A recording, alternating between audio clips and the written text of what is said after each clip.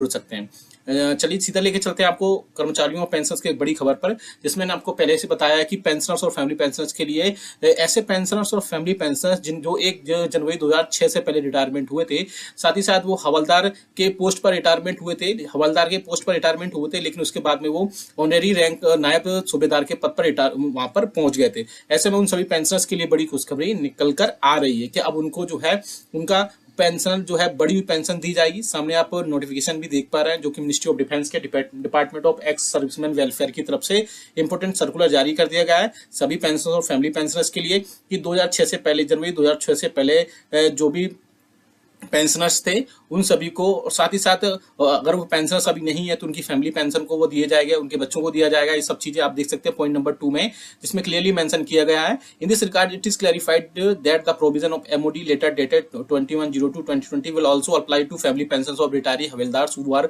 Granted honorary rank of naib subedar. तो आप देख सकते हैं कि जो फैमिली पेंशनर्स पे जो पेंशन अब नहीं है, उनके फैमिली पेंशनर्स को भी ये सारे जो बड़ी हुई पेंशन और पेंशन एरियर्स के साथ में प्रोवाइड कराई जाएगी। तो बड़ी खुशखबरी निकल कर आ रही है पेंशनर्स और फैमिली पेंशनर्स के लिए कि अब उनको जनवरी 2006 से पहले जो रिटायरमेंट हुए थे और जो पर्टिकुलर इस पोस्ट से रिटायरमेंट हुए थे और ऑनरेरी सूबेदार की पोस्ट तक गए थे, उन सबको ये सारी चीजें मिलेंगी, उनको एरियर्स के साथ मिलेंगे। अब बात करते हैं कि क्या क्या इस जो है कल की मीटिंग में जो हुई उनमें क्या क्या चीजें छूट गई जो पेंशनर्स को अभी नहीं पता है। अब सबसे बड़ी बात, बेसिक पे का जो है 50% पेंशन मिलेगा, प्लस डीए भी रहेगा उसमें। ये सब चीजें कैबिनेट में कल मुहर लग चुकी है। अब डिटेल में जानेंगे क्या क्या चीजों पर मुहर लगी थी उसमें और क्या क्या चीजें आप सभी के लिए अपडेट हो पाएंगी। आपको पता है कि केंद्र सरकार ने नई पेंशन स्कीम जो है एनपीएस की जगह सरकारी कर्मचारियों के लिए यूनिफाइड पेंशन स्कीम की उसमें अब ऐड कर दिया गया। अब पेंशनर्स, अब कर्मचारियों के पास जो 1 जनवरी 2004 से पहले के पेंशनर्स हैं वो ओपीएस का उनका ऑप्शन है। अब नए कर्मचारी उनके लिए एनपीएस का ऑप्शन भी रहेगा, साथ ही साथ ओपीएस यूपीएस का भी ऑप्शन रहेगा। इसमें केंद्रीय कैबिनेट बैठक में इसको लेकर सहमति बन चुकी थी। साथ ही साथ आपको बता दूं कि यूनियन ने इसको स्वीकार कर लिया था। अब इस फैसले का ऐलान करते हुए केंद्रीय मंत्री मिस्टर अश्विनी वैष्णव ने कहा कि देश भर में सरकारी कर्मचारियों की तरफ से हमेशा से मांग आती रही है कि ओपीएस व्यवस्था फिर से लागू की जाए, लेकिन ओपीएस तो लागू नहीं की जा सकती, पर एनपीएस में संशोधन करके एक अलग से व्यवस्था बनाई जा सकती है, जिसे अप्रैल 2025 से इसमें सुधार करके यूपीएस को लागू किया जाएगा। इस कैबिनेट बैठक में मैं आपको बता दूं कि वित्त मंत्री निर्मला सीतारमण जी और साथ ही साथ डॉक्टर सोमनाथन इस कमेटी के चेयरमैन थे, जो कि पहले के फाइनेंस सेक्रेटरी थे, अब कैबिनेट सेक्रेटरी है। इस कमेटी में और भी कई सारी चीजें होंगी, जिसमें कमेटी ने अपनी सिफारिश देते हुए इस मामले को गंभीरता से देखते हुए कहा कि रिटायर कर्मचारियों को अंतिम बेसिक पे का 50% प्लस डीए दिया जाएगा। बहुत सारे पेंशनर्स ये बोल रहे हैं कि सिर्फ 50% पेंशन दिया जाएगा, तो ऐसा नहीं है। मैं फिर से बता दूं कि इसमें आपको अंतिम बेसिक पे का 50% प्लस डीआर या डीए जो भी होगा उस टाइम पे कहा जाएगा। इसके अलावा इसमें 18 मंथ्स के 18 मंथ्स के डीए डीआर पर जुड़ सकते हैं।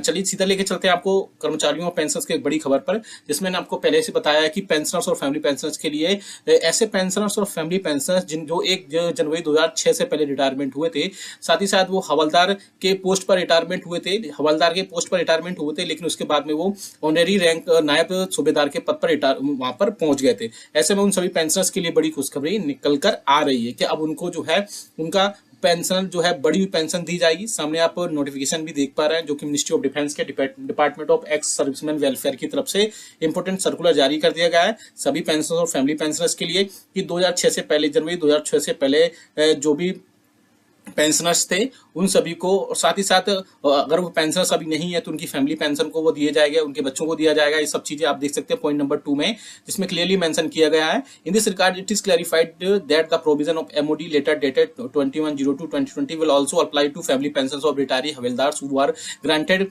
Honorary rank of naib subedar. तो आप देख सकते हैं कि जो फैमिली पेंशनर्स पे जो पेंशन अब नहीं है, उनके फैमिली पेंशनर्स को भी ये सारे जो बड़ी हुई पेंशन और पेंशन एरियर्स के साथ में प्रोवाइड कराई जाएगी। तो बड़ी खुशखबरी निकल कर आ रही है पेंशनर्स और फैमिली पेंशनर्स के लिए कि अब उनको जनवरी 2006 से पहले जो रिटायरमेंट हुए थे और जो पर्टिकुलर इस पोस्ट से रिटायरमेंट हुए थे और ऑनरेरी सूबेदार की पोस्ट तक गए थे, उन सबको ये सारी चीजें मिलेंगी, उनको एरियर्स के साथ मिलेंगे। अब बात करते हैं कि क्या क्या इस जो है कल की मीटिंग में जो हुई उनमें क्या क्या चीजें छूट गई जो पेंशनर्स को अभी नहीं पता है। अब सबसे बड़ी बात, बेसिक पे का जो है 50% पेंशन मिलेगा, प्लस डीए भी रहेगा उसमें। ये सब चीजें कैबिनेट में कल मुहर लग चुकी है। अब डिटेल में जानेंगे क्या क्या चीजों पर मुहर लगी थी उसमें और क्या क्या चीजें आप सभी के लिए अपडेट हो पाएंगी। आपको पता है कि केंद्र सरकार ने नई पेंशन स्कीम जो है एनपीएस की जगह आप सरकारी कर्मचारियों के लिए यूनिफाइड पेंशन स्कीम की उसमें अब ऐड कर दिया गया है। अब पेंशनर्स, अब कर्मचारियों के पास जो 1 जनवरी 2004 से पहले के पेंशनर्स हैं वो ओपीएस का उनका ऑप्शन है। अब और नए कर्मचारी उनके लिए एनपीएस का ऑप्शन भी रहेगा, साथ ही साथ ओपीएस यूपीएस का भी ऑप्शन रहेगा। इसमें केंद्रीय कैबिनेट बैठक में इसको लेकर सहमति बन चुकी थी। साथ ही साथ आपको बता दूं कि यूनियन ने भी इसको स्वीकार कर लिया था। अब इस फैसले का ऐलान करते हुए केंद्रीय मंत्री मिस्टर अश्विनी वैष्णव ने कहा कि देश भर में सरकारी कर्मचारियों की तरफ से हमेशा से मांग आती रही है कि ओपीएस व्यवस्था फिर से लागू की जाए, लेकिन ओपीएस तो लागू नहीं की जा सकती, पर एनपीएस में संशोधन करके एक अलग से व्यवस्था बनाई जा सकती है, जिसे अप्रैल 2024 से अप्रैल 2025 से इसमें सुधार करके यूपीएस को लागू किया जाएगा। इस कैबिनेट बैठक में मैं आपको बता दूं कि वित्त मंत्री निर्मला सीतारमण जी और साथ ही साथ डॉक्टर सोमनाथन इस कमेटी के चेयरमैन थे, जो कि पहले के फाइनेंस सेक्रेटरी थे, अब कैबिनेट सेक्रेटरी है। इस कमेटी में और भी कई सारी चीजें होंगी, जिसमें कमेटी ने अपनी सिफारिश देते हुए इस मामले को गंभीरता से देखते हुए कहा कि रिटायर कर्मचारियों को अंतिम बेसिक पे का 50% प्लस डीए दिया जाएगा। बहुत सारे पेंशनर्स ये बोल रहे हैं कि सिर्फ 50% पेंशन दिया जाएगा, तो ऐसा नहीं है। मैं फिर से बता दूं कि इसमें आपको अंतिम बेसिक पे का 50% प्लस डीआर या डीए जो भी होगा उस टाइम पे कहा जाएगा। इसके अलावा इसमें 18 मंथ्स के 18 मंथ्स के डीए डीआर पर वहां सकते हैं। चलिए सीधा लेके चलते हैं आपको कर्मचारियों और पेंशनर्स की एक बड़ी खबर पर, जिसमें मैंने आपको पहले से बताया कि पेंशनर्स और फैमिली पेंशनर्स के लिए ऐसे पेंशनर्स और फैमिली पेंशनर्स जो 1 जनवरी 2006 से पहले रिटायरमेंट हुए थे, साथ ही साथ वो हवलदार के पोस्ट पर रिटायरमेंट हुए थे, हवलदार के पोस्ट पर रिटायरमेंट हुए थे, लेकिन उसके बाद में वो ऑनरी रैंक नायब सूबेदार के पद पर वहां पर पहुंच गए थे। ऐसे में उन सभी पेंशनर्स के लिए बड़ी खुशखबरी निकल कर आ रही है कि अब उनको जो है उनका पेंशन जो है बड़ी हुई पेंशन दी जाएगी। सामने आप नोटिफिकेशन भी देख पा रहे हैं, जो कि मिनिस्ट्री ऑफ डिफेंस के department of ex serviceman welfare की तरफ से इंपोर्टेंट सर्कुलर जारी कर दिया गया है सभी पेंशनर्स और फैमिली पेंशनर्स के लिए कि 2006 से पहले, जनवरी 2006 से पहले जो भी पेंशनर्स थे उन सभी को, और साथ ही साथ अगर वो पेंशनर्स अभी नहीं है तो उनकी फैमिली पेंशन को वो दिए जाएगा, उनके बच्चों को दिया जाएगा। ये सब चीजें आप देख सकते हैं पॉइंट नंबर 2 में, जिसमें क्लियरली मेंशन किया गया है। In this regard it is clarified that the provision of MOD letter dated 21/02/2020 will also apply to family pensions of retiree havildars who are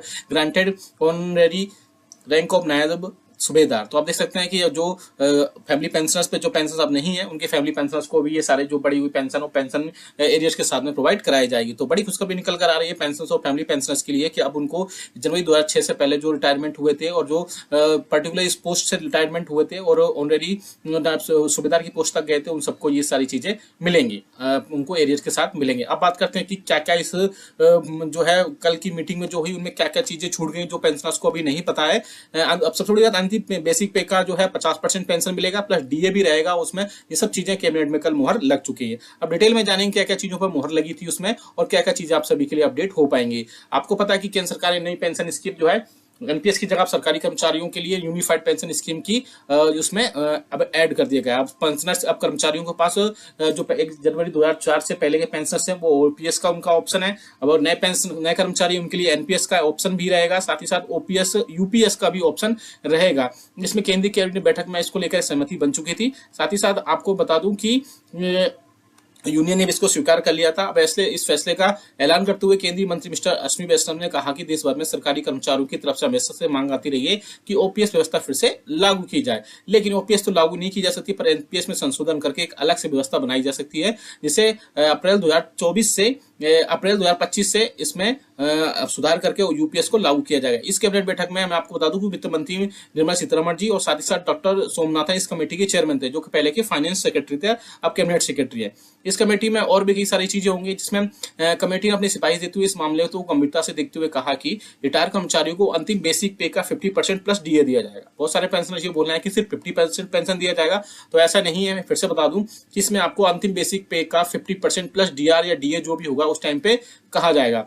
इसके अलावा इसमें 18 मंथ्स के 18 मंथ्स के डीए डीआर पर वहां सकते हैं। चलिए सीधा लेके चलते हैं आपको कर्मचारियों और पेंशनर्स की एक बड़ी खबर पर, जिसमें मैंने आपको पहले से बताया कि पेंशनर्स और फैमिली पेंशनर्स के लिए ऐसे पेंशनर्स और फैमिली पेंशनर्स जो 1 जनवरी 2006 से पहले रिटायरमेंट हुए थे, साथ ही साथ वो हवलदार के पोस्ट पर रिटायरमेंट हुए थे, हवलदार के पोस्ट पर रिटायरमेंट हुए थे, लेकिन उसके बाद में वो ऑनरी रैंक नायब सूबेदार के पद पर वहां पर पहुंच गए थे। ऐसे में उन सभी पेंशनर्स के लिए बड़ी खुशखबरी निकल कर आ रही है कि अब उनको जो है उनका पेंशन जो है बड़ी हुई पेंशन दी जाएगी। सामने आप नोटिफिकेशन भी देख पा रहे हैं, जो कि मिनिस्ट्री ऑफ डिफेंस के department of ex serviceman welfare की तरफ से इंपोर्टेंट सर्कुलर जारी कर दिया गया है सभी पेंशनर्स और फैमिली पेंशनर्स के लिए कि 2006 से पहले, जनवरी 2006 से पहले जो भी पेंशनर्स थे उन सभी को, और साथ ही साथ अगर वो पेंशनर्स अभी नहीं है तो उनकी फैमिली पेंशन को वो दिए जाएगा, उनके बच्चों को दिया जाएगा। ये सब चीजें आप देख सकते हैं पॉइंट नंबर 2 में, जिसमें क्लियरली मेंशन किया गया है। In this regard it is clarified that the provision of MOD letter dated 21/02/2020 will also apply to family pensions of retiree havildar who are